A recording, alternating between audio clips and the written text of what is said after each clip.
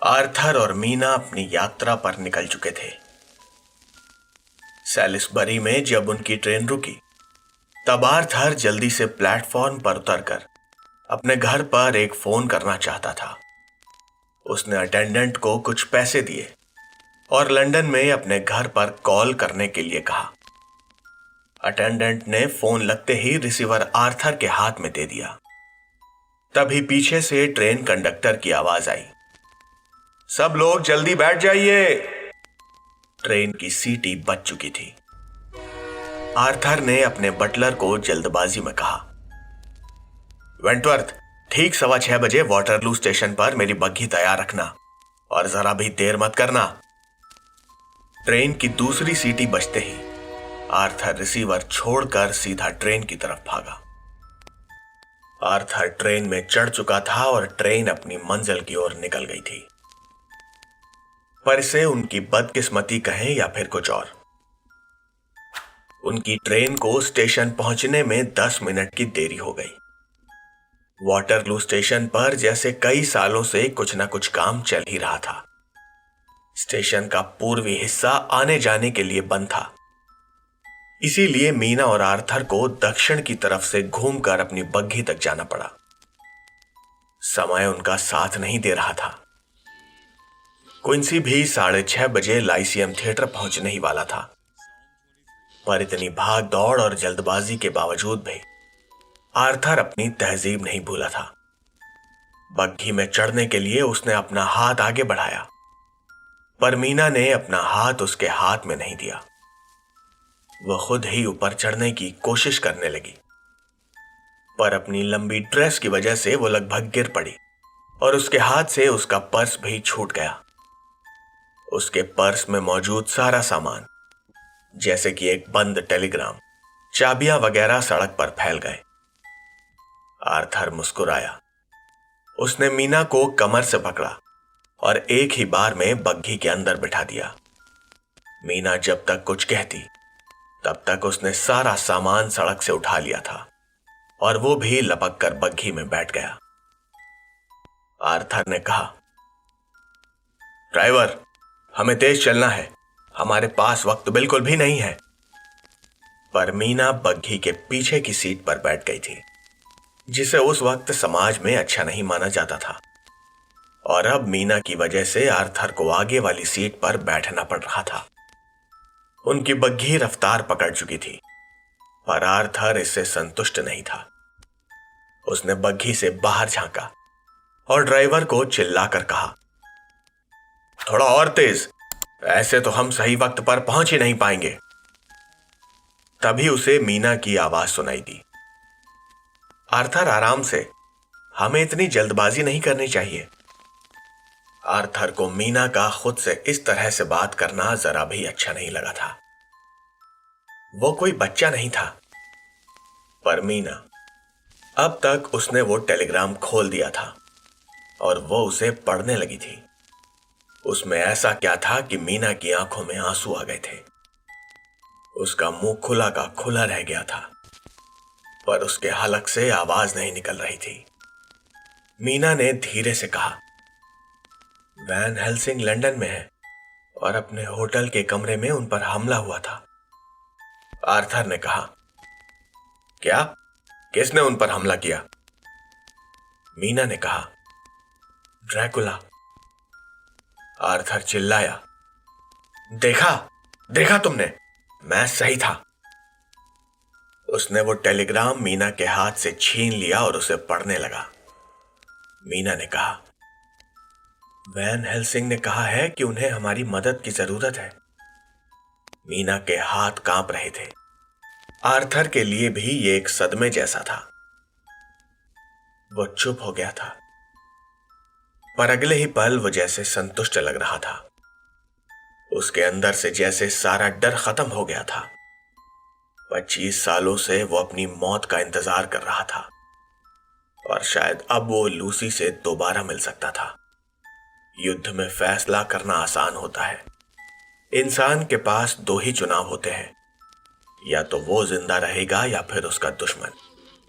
काले और सफेद में चुनाव करना आसान है, पर इस सभ्य दुनिया में यहां काला और सफेद कब आपस में मिल जाते हैं पता ही नहीं चलता। आर्थर ने एक बार और चिल्लाकर ड्राइवर को और तेज चलने को कहा। उसके चेहरे पर एक चौड़ी मुस्कुराहट थी और उसने जैसे अपने भाग्य को स्वीकार कर लिया था। जाहिर है मीना आर्थर के ख्यालों से सहमत नहीं होगी, पर आर्थर एकदम शांत बैठा था। वो समझने की कोशिश कर रहा था कि मीना के दिमाग में क्या चल रहा होगा। ड्रैकुला जिंदा था, इस बात की पूरी संभावना थी कि जॉनथन को ड्रैकुला नहीं मारा था। मीना एक बार ड्रैकुला के वश में आकर गलतियां कर चुकी थी और अब उसके पति को ड्रैकुला ने ही मौत के घाट उतार दिया था। और दूसरी तरफ काउंटेस बैथोरी थी, जिसके बारे में मीना ने आर्थर को बताया था। क्या ड्रैकुला और बैथोरी एक साथ मिल गए थे, या फिर क्या बैथोरी का वजूद सच भी था? इतने सारे सवाल जिनके कई जवाब हो सकते थे, पर उन सब में एक बात तो पक्की थी, और वो थी मौत। इस खेल में शायद अभी कुछ और लोगों की जान जाने वाली थी। दूसरी तरफ गॉडफोर्ड अपने दफ्तर में हांफता हुआ अपनी डेस्क की तरफ बढ़ा जा रहा था। उसके हाथ में जॉन सीवर्ड के जर्नल्स और बाकी दस्तावेजों का एक गट्ठर था। वो किसी गुस्सैल बच्चे की तरह अपने पैर पटक रहा था, पर किसी को इससे कोई फर्क नहीं पड़ रहा था। उसे गुस्सा करने का पूरा अधिकार था। उसकी सारी थ्योरीज को नकार दिया गया था और उसके काम करने के तरीकों को चुनौती दी गई थी। किसी को उसकी बातों में दिलचस्पी नहीं थी। सब उसे पागल समझते थे। इन पुराने केसेस से किसी को कोई मतलब नहीं था। उसने वो सारे दस्तावेज अपनी मेज पर पटक दिए।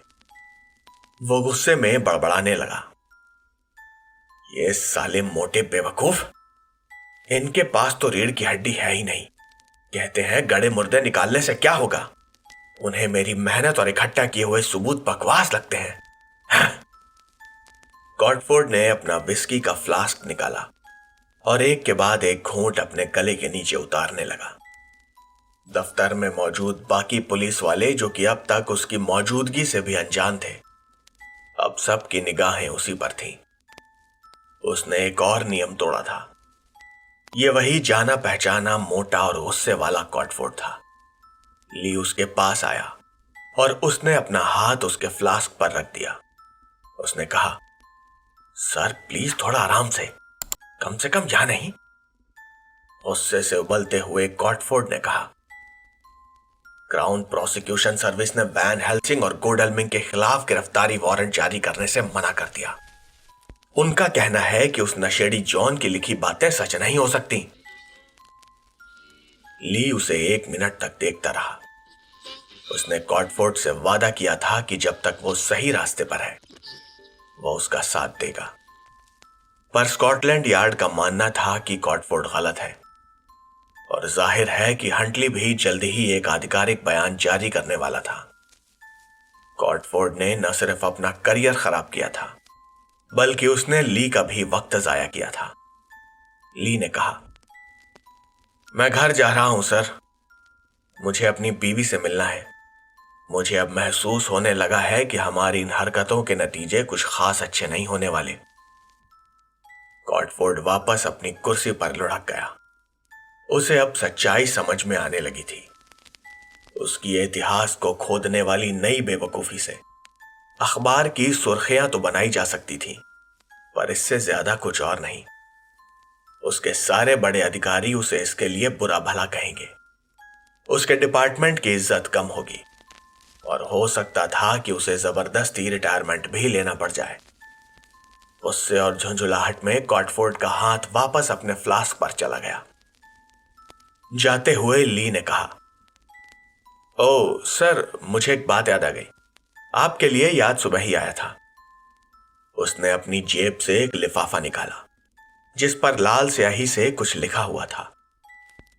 उसने वो लिफाफा गॉडफोर्ड को पकड़ा दिया। गॉडफोर्ड ने वो लिफाफा खोला और अंदर रखा हुआ खत पढ़ने लगा, पर एक भी शब्द पढ़ने से पहले गॉडफोर्ड के दिमाग में वो लाल स्याही घूमने लगी। उसका दिल जोरों से धड़कने लगा और वो 25 साल पहले अतीत में चला गया। वो सही था, वो हमेशा से ही सही था। कॉटफोर्ड अपनी कुर्सी से उछला और ली का नाम पुकारते हुए बाहर की तरफ भागा। वो कह रहा था, ये वही है, वही है वो पिछले 25 सालों से ऐसा करता आ रहा है। वो मुझे और एबरलीन, हम दोनों को ही अपने शिकार के खून से चिट्ठियां लिखकर टॉन्ट कर रहा है। ये वही लिखावट है, मैं इसे नहीं भूल सकता। इसके लिखने का तरीका और दस्तखत बिल्कुल हूबहू हैं। हमने कर दिखाया ली। हमने उस हरामजादे को आखिर अपने बिल से बाहर निकाल ही लिया। ली उसे हैरानी से देख रहा था। कॉटफोर्ड इतना खुश था जैसे उसका प्रमोशन हो गया हो। उसने कहा, मुझे देखो मत ली, इसे पढ़ो जल्दी।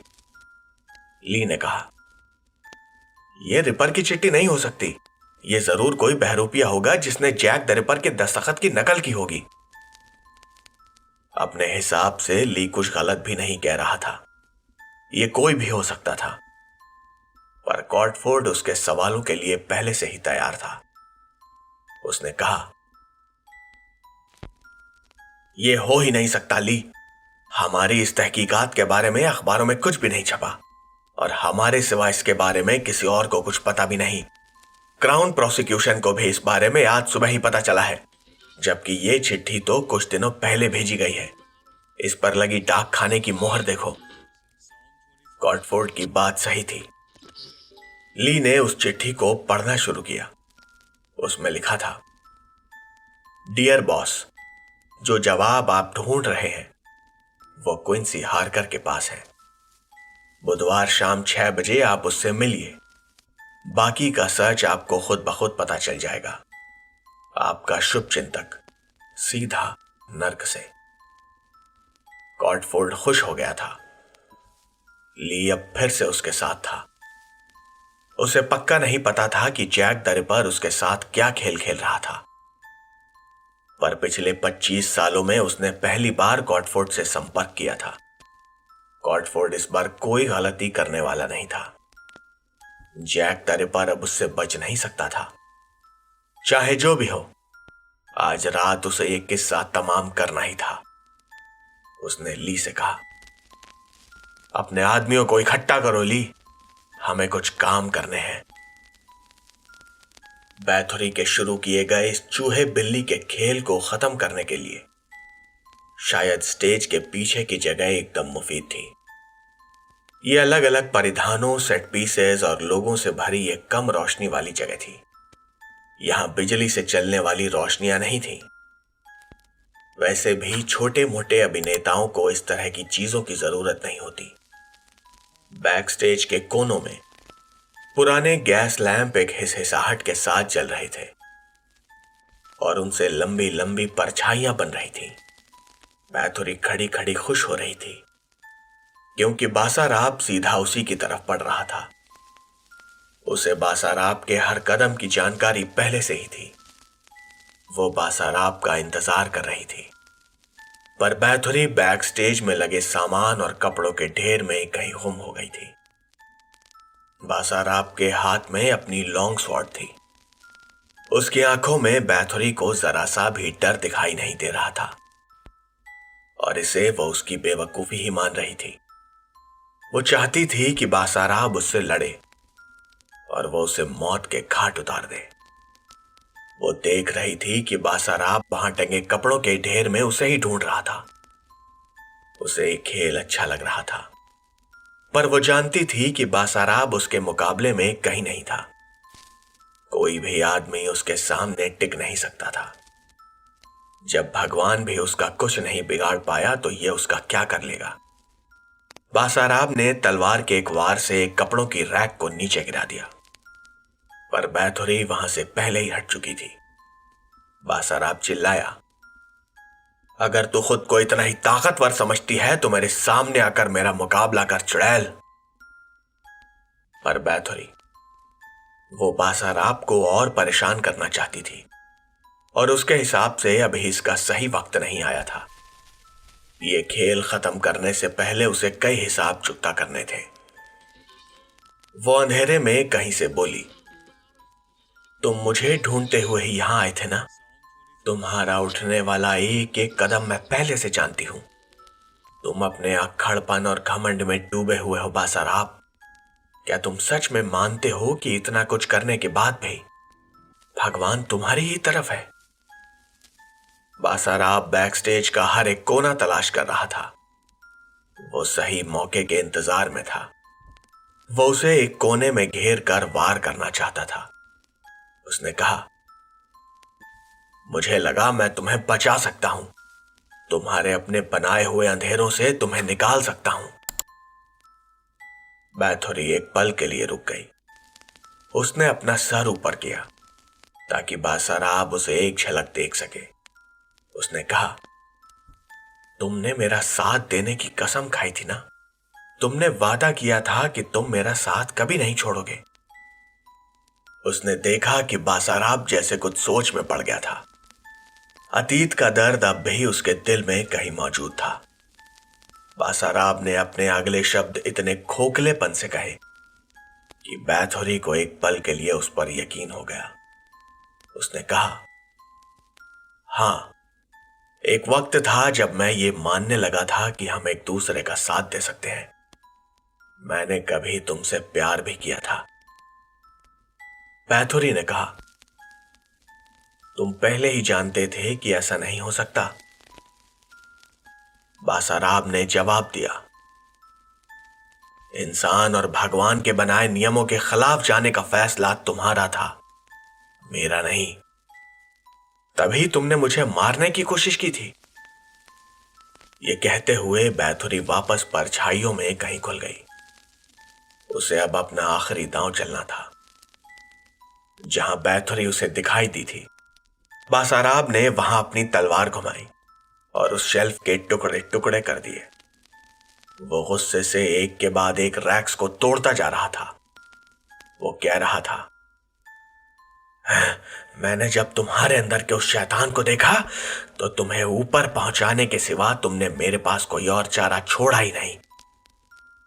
बैथोरी उसके ठीक पीछे एक कपड़ों की रैक के पीछे से निकली और बासाराब के दूसरी तरफ आकर खड़ी हो गई। बासाराब तेजी से अपनी तलवार घुमाते हुए पलटा। वो सोच रहा था कि बैथोरी उस पर हमला करेगी, पर उसने ऐसा नहीं किया। वो शायद अभी इस खेल को और मजेदार बनाना चाहती थी। उसने कहा, तुम्हारे उस भगवान ने हर उस चीज को छीन लिया जिसे मैं चाहती थी। उसके मानने वालों ने मुझे उसके लिए सजा दी। मेरे पास भगवान और उसके बनाए हुए इंसानों से बदला लेने के सिवा कोई और चारा नहीं था। मेरे रास्ते से हट जाओ। बासाराब ने अपनी तलवार एक तरफ कर ली। उसने बैथोरी को जैसे एक शांति प्रस्ताव दिया। उसने कहा, अभी इसी वक्त यहां से निकल जाओ और क्विंसी और उसके परिवार को दोबारा परेशान मत करना। बासाराब बैथोरी के थोड़ा पास आ गया था।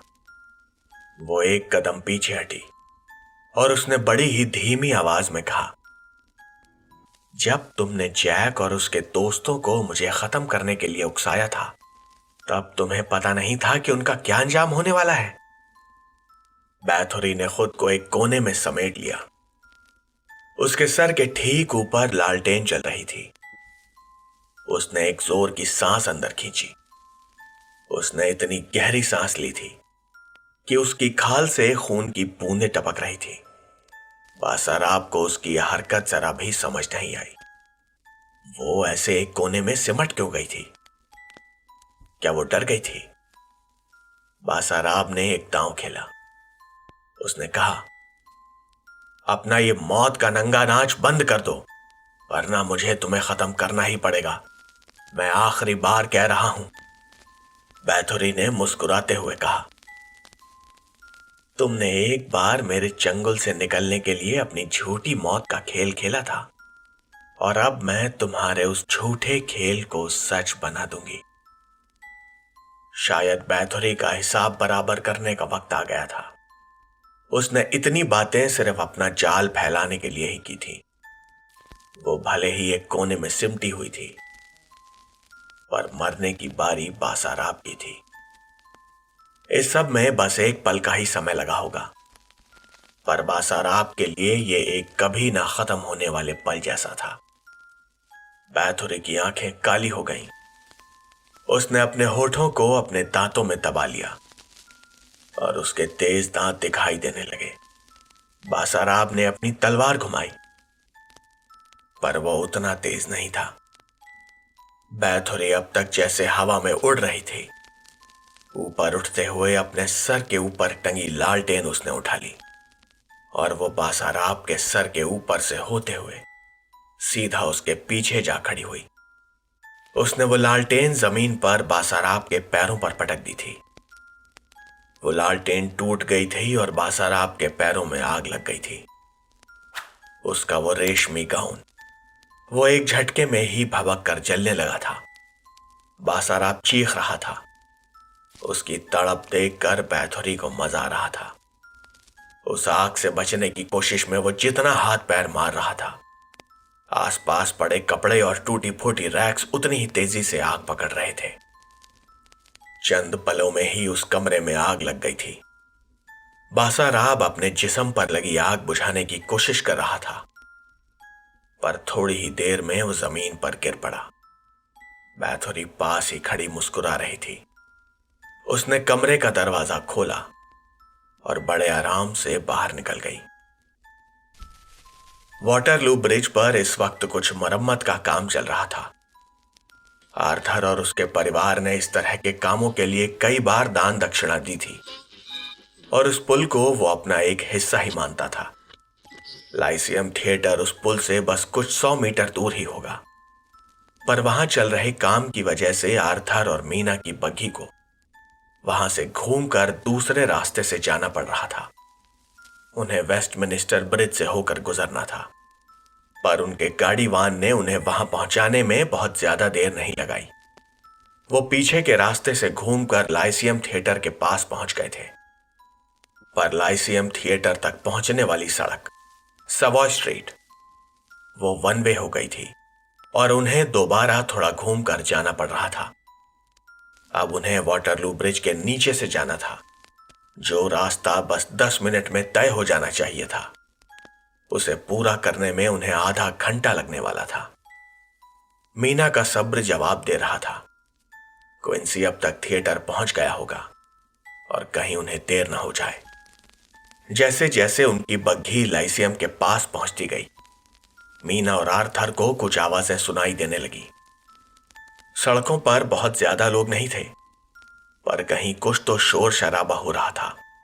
आर्थर ने एक बार अपनी छड़ी बग्घी के फर्श पर पटकी और गाड़ीवान ने रफ्तार बढ़ा दी। अब तक वो वेलिंगटन स्ट्रीट पहुंच चुके थे और तभी उसके सामने से एक बिना गाड़ीवान वाली काली बग्घी तेजी से गुजरी। गाड़ीवान को बग्घी रोकने का मौका ही नहीं मिला। उसने घोड़ों की लगाम खींची, पर देर हो गई थी। वो दोनों बग्घियां टकरा गई थीं। गाड़ीवान हवा में उछलकर आगे काफी दूर जा गिरा। बेहोश होने से पहले आर्थर ने बस एक धमाके की आवाज सुनी। वेलिंगटन स्ट्रीट पर आसपास के लोग जल्दी जल्दी पानी की बाल्टियां आगे पहुंचा रहे थे और दूर से घंटियों की आवाजें तेज होती जा रही थी। शोर शराबा और चीख पुकार हर तरफ गूंज रहा था और आसमान काले धुएं से ढक चुका था। तमाशबीनों की भीड़ को चीरता हुआ क्विंसी सामने आया और उसने लाइसियम थिएटर को एक काले धुएं के गुबार से ढका हुआ देखा। उसकी खिड़कियों से आग की लपटें निकल रही थीं। थिएटर की छत का एक हिस्सा ढह चुका था और लंदन का आसमान उस भयानक आग की लाल और नारंगी चमक से रोशन हो रहा था। थिएटर में फंसे हुए लोग खांसते हांफते हुए किसी तरह अपनी जान बचाकर बाहर आ गए थे। उनके कपड़े लगभग जल चुके थे और उनके शरीर पर कालिख लगी हुई थी। कुछ लोग बुरी तरह से झुलस गए थे और उनकी खाल किसी किताब के जले हुए पन्नों की तरह दिखाई पड़ रही थी।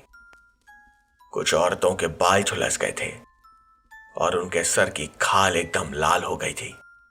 राख और जले हुए मांस की बदबू हवा में हर तरफ फैल गई थी। क्विंसी अपनी जगह पर हतप्रभ खड़ा ये सब देख रहा था। तभी उसने पतले दुबले से डीन हैमिल्टन को लड़खड़ाते हुए उस थिएटर के ढांचे से बाहर निकलते देखा। क्विंसी ने भागकर उसे सहारा दिया और पूछा, क्या हुआ डीन, ये सब? डीन खांसते और हकलाते हुए बोला, एक औरत आई, कोई काउंटेस थी। बासाराब उसके साथ स्टेज से हट गया और और उसके बाद हर तरफ बस आग ही आग। क्विंसी ने कहा, और बासाराब, उनका क्या हुआ? डीन, कुछ तो कहो। डीन ने कहा, बस पता नहीं क्विंसी, मुझे नहीं लगता वो बच पाया होगा। क्विंसी ने उसे एक तरफ बिठाया और वो अंदर भागा। डीन उसके पीछे से चिल्लाया, क्विंसी नहीं, ये आत्महत्या है क्विंसी, नहीं, रुक जाओ। पर उस गर्मी की जलन से क्विंसी अंदर जाने से पहले ही रुक गया। उसके मन में दो विचार चल रहे थे। एक तरफ तो वो बासाराब को बचाना चाहता था, जो कि उसका दोस्त और मेंटर था, और दूसरी तरफ तो वो उस आदमी को मरने देना चाहता था जिसने उससे झूठ बोला था और उसका भरोसा तोड़ा था। कारण कोई भी हो, उसे बासाराब को बचाना ही था, वरना उसे उसके सवालों के जवाब कभी नहीं मिलते। उसने अपने कोट से अपना मुंह ढका, एक गहरी सांस ली और दौड़ते हुए उस धधकते लाइसियम थिएटर के अंदर घुस गया। आर्थर की तरह ही मीना ने भी बेहोश होने से पहले एक जोर की आवाज सुनी थी। उसे नहीं पता था कि वो कितनी देर वहां बेहोश पड़ी रही थी, पर जब उसकी आंखों के आगे से अंधेरा छटा तो उसने आर्थर को अपने पास ही खड़ा पाया। आर्थर ने कहा, तुम ठीक तो हो मीना? मीना ने एक तरह के अचंभे से कहा, हां, लगता तो है, मैं जिंदा तो बच गई हूं। आर्थर ने अपना हाथ बढ़ाया और मीना को उठने में मदद की। मीना अब भी उस पलटी हुई बग्घी के अंदर ही पड़ी थी और उसकी लंबी स्कर्ट की वजह से उसे बाहर निकलने में परेशानी हो रही थी। एक बार फिर से आर्थर ने उसे एक ही झटके में किसी बच्चे की तरह उठाकर बाहर सड़क पर खड़ा कर दिया। थोड़ी ही दूर पर उनका गाड़ीवान भी सड़क पर पड़ा कर आ रहा था। वो एकदम सिकुड़ा हुआ सा लेटा था। उसके पैर की हड्डी टूट गई थी, जो कि उसकी पैंट से बाहर झांक रही थी। उसका काफी खून बह चुका था। पास ही आर्थर की छड़ी भी दो टुकड़ों में टूटी हुई पड़ी थी। बाहर निकलते ही मीना ने बग्घी में रखी शॉल से लपेटी हुई अपनी तलवार उठा ली। उसने कहा, गाड़ीवान को बहुत सारी चोटें आई हैं। इतना सारा खून तभी बह सकता है जब इसकी कोई धमनी फट गई हो। मीना ने अपनी तलवार से वो शॉल हटाई और उस गाड़ीवान के घाव पर कसकर बांध दी। वो उस बेचारे आदमी की जान बचाना चाहती थी, पर आर्थर, वो वहां खड़ा खड़ा न जाने क्या देख रहा था। उसे लगा कि आर्थर शायद उस गरीब आदमी को छूकर अपने हाथ गंदे नहीं करना चाहता था। पर जब वो आर्थर की तरफ पलटी तो वो वहां था ही नहीं। वो शायद मदद के लिए किसी को बुलाने गया था। पर उसी वक्त मीना का ध्यान अपने आसपास हो रही भाग दौड़ और शोर पर गया। आर्थर दूर से ही चीखा, आग! लाइसियम थिएटर में आग लगी है मीना! उन दोनों के दिमाग में एक ही बात चल रही थी। लाइसियम थिएटर में आग लगना कोई हादसा नहीं हो सकता था। यह किसी ने जानबूझकर किया था। मीना ने कहा, तुम जाओ, मैं यहां इसका ध्यान रखती हूं। क्विंसी को ढूंढो। आर्थर वेलिंगटन स्ट्रीट के कोने से लाइसियम की तरफ भागा। मीना ने अपना शॉल उस ड्राइवर के पैर पर और भी कस दिया। वो आर्थर के साथ जाना चाहती थी, पर वो इस घायल आदमी को यूं ही सड़क पर नहीं छोड़ सकती थी। उसने देखा कि लोग पास की बिल्डिंग की खिड़कियों से बाहर झांक रहे थे। मीना चीखी, कोई है जो मेरी मदद करेगा? मुझे तुरंत एक डॉक्टर की जरूरत है। उन तमाशबीनों ने मीना की मदद करने की बजाय अंदर घुसकर अपनी खिड़कियां बंद कर ली। शायद किसी की मदद करके उन्हें उतना मजा नहीं आता जितना कि वहां चल रहा वो तमाशा देखने में। मीना ने एक बार गाड़ीवान की तरफ देखा। उसके पास कोई और चारा नहीं था। क्विंसी के लिए उसकी फिक्र उस गाड़ीवान से कहीं ज्यादा थी।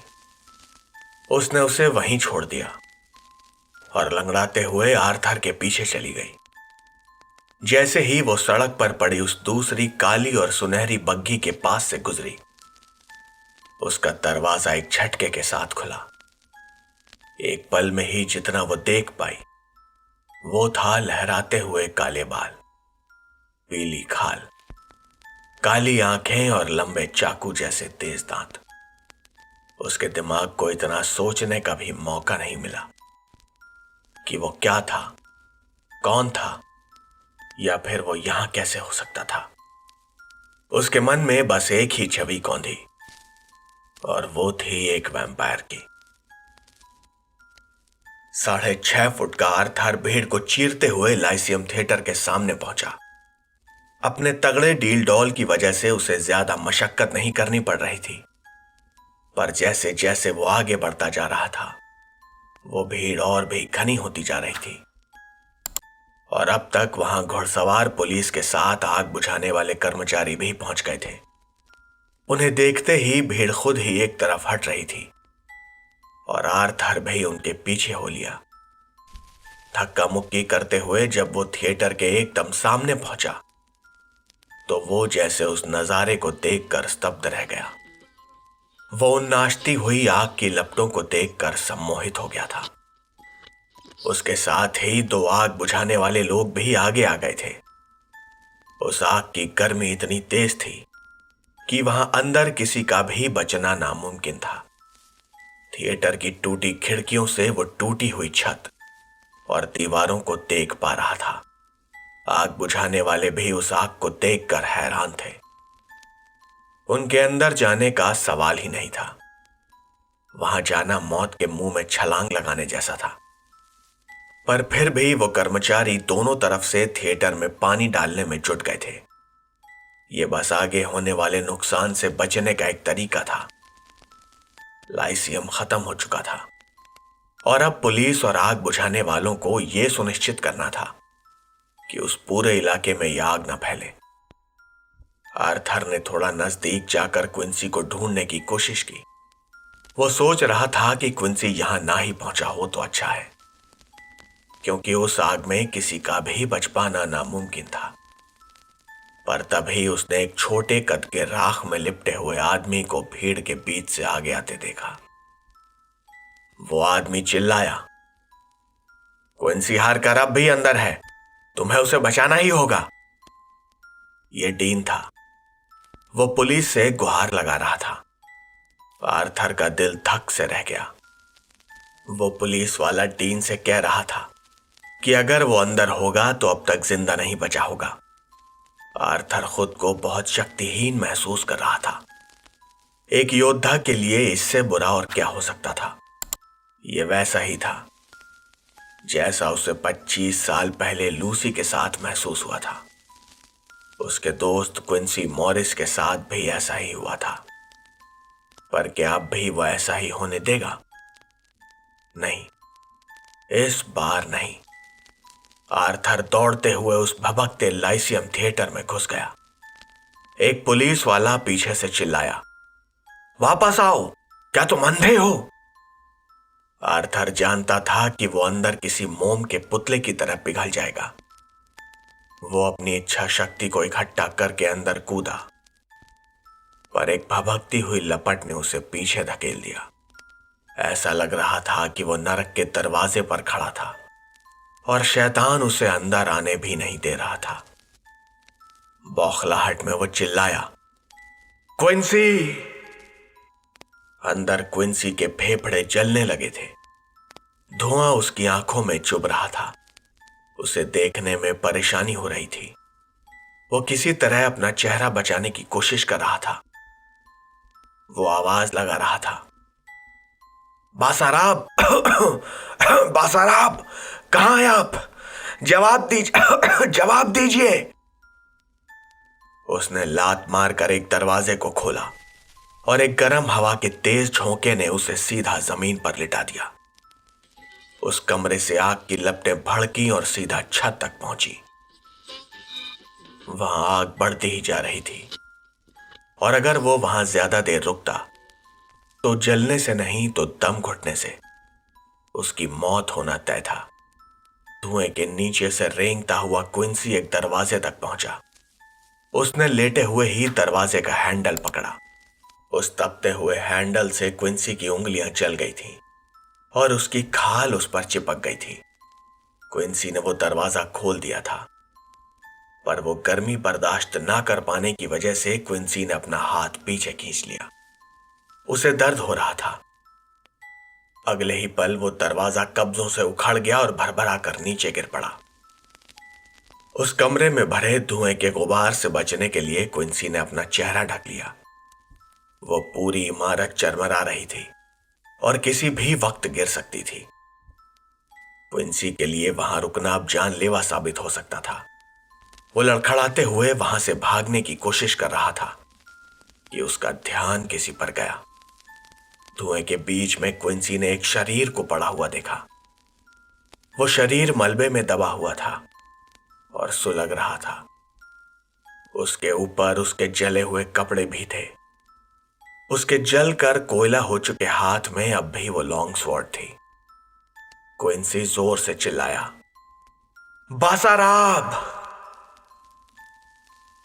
उस गर्मी और धुएं को अनदेखा करते हुए क्विंसी उस तरफ बढ़ा। उस लाश का चेहरा इतनी बुरी तरह से जला हुआ था कि पहचान में भी नहीं आ रहा था। क्विंसी को जिन जवाबों की तलाश थी वो अब उसे कभी मिलने वाले नहीं थे। बासाराब जा चुका था। डीन ने जिस काउंटेस के बारे में बात की थी वो कौन थी? क्विंसी को जॉनथन की मौत पर भी रोना नहीं आया था, पर इस वक्त उसके आंसू बह रहे थे। वो ड्रैकुला के साथ अपनी ये लड़ाई हारता जा रहा था। उसे अपना आगे का रास्ता धुंधला दिखाई दे रहा था। कुछ ही पलों में उसे एक जोर की आवाज सुनाई दी। इससे पहले कि वो कुछ करता वहां की छत ढह गई। उसे अपने चेहरे पर हाथ रखकर खुद को बचाने का मौका भी नहीं मिला। वो सारा मलबा उसके ऊपर आ गिरा था। एक लकड़ी की मोटी सी बीम सीधा उसकी छाती पर गिरी थी। उसे अपने सीने में तेज दर्द उठता हुआ महसूस हो रहा था। क्विंसी फंस गया था।